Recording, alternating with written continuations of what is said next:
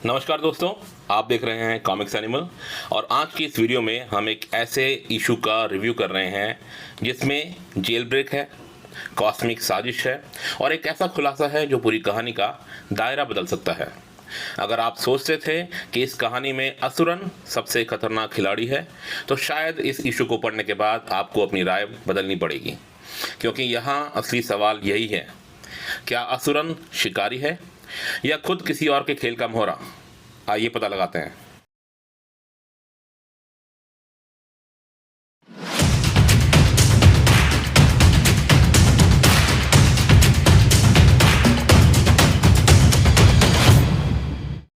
इस पूरी कहानी की शुरुआत हुई थी एक गुप्त मिशन से।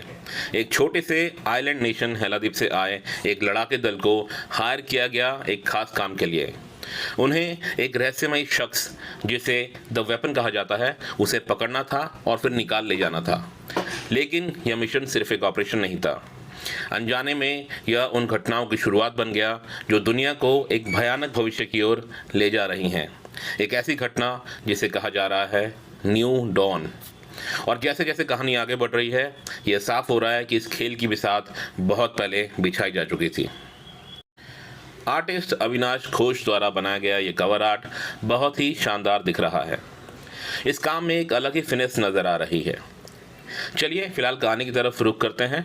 इस तीसरे इशू में कहानी हमें ले जाती है वेलिकाडा प्रिजन की कड़ी सुरक्षा वाली दीवारों के अंदर, जहां पर असुरन कैद है मॉर्निंग स्टार स्कूल मैसेकर के आरोप में।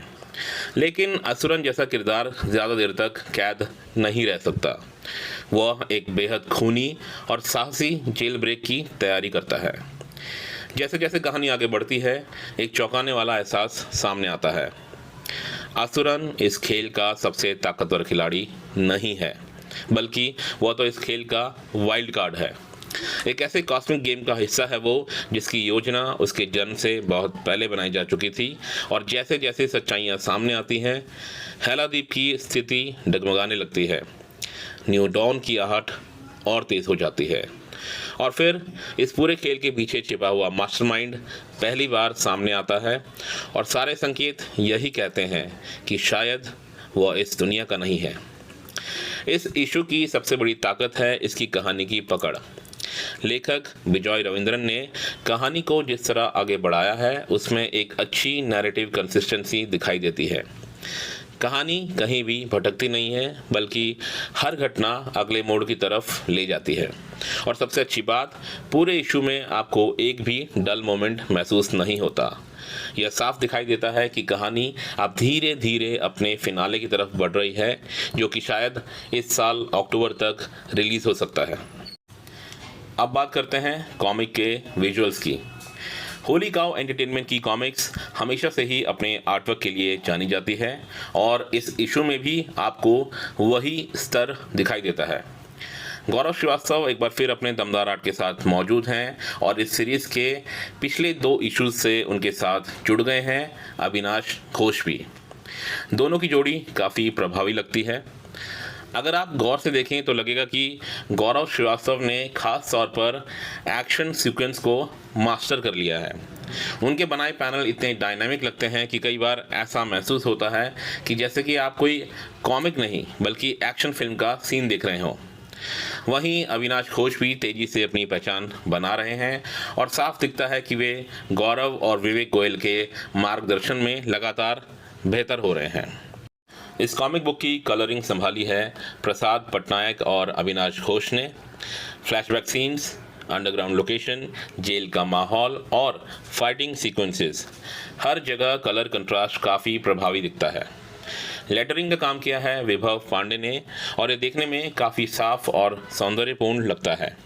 लेकिन यहाँ एक बात फिर सामने आती है, सिंटैक्स का गड़बड़ होना और ग्रामेटिकल एरर्स की भरमार। इतनी अच्छी कहानी और शानदार आर्टवर्क के बावजूद यह छोटी सी समस्या बार बार सामने आती है। मेरा मानना है कि अगर पब्लिशर एक प्रोफेशनल एडिटर या मजबूत प्रूफ रीडिंग सिस्टम पर ध्यान दे, तो ये कॉमिक और भी बेहतर अनुभव दे सकती है। चलिए दोस्तों, अब समय आ गया है अंतिम फैसले का। देखिए, आजकल कॉमिक मार्केट में यूँ तो बहुत सी नई कॉमिक बुक्स आ रही हैं, लेकिन उनमें से कई कॉमिक बुक्स क्वालिटी के मामले में निराश करती हैं। ऐसे समय में ये जो वूम सीरीज़ है, ये अलग खड़ी दिखाई देती है, क्योंकि ये अभी भी उस उच्च स्तर की गुणवत्ता को बनाए रखने में कामयाब साबित हुई है, जिसे असली कॉमिक पाठक सराहते हैं। तो अगर आप रहस्य, एक्शन और एक बड़े कॉस्मिक प्लॉट वाली कहानी पढ़ना चाहते हैं, तो इस वोम सीरीज़ को ज़रूर पढ़िए। आपको ये वीडियो कैसा लगा, अपनी राय कमेंट में ज़रूर बताइए। वीडियो पसंद आया हो तो लाइक, सब्सक्राइब और शेयर करना ना भूलें। मैं फिर मिलूँगा आपसे अपने नए वीडियो में। तब तक keep reading comic books and stay wild. Good bye for now.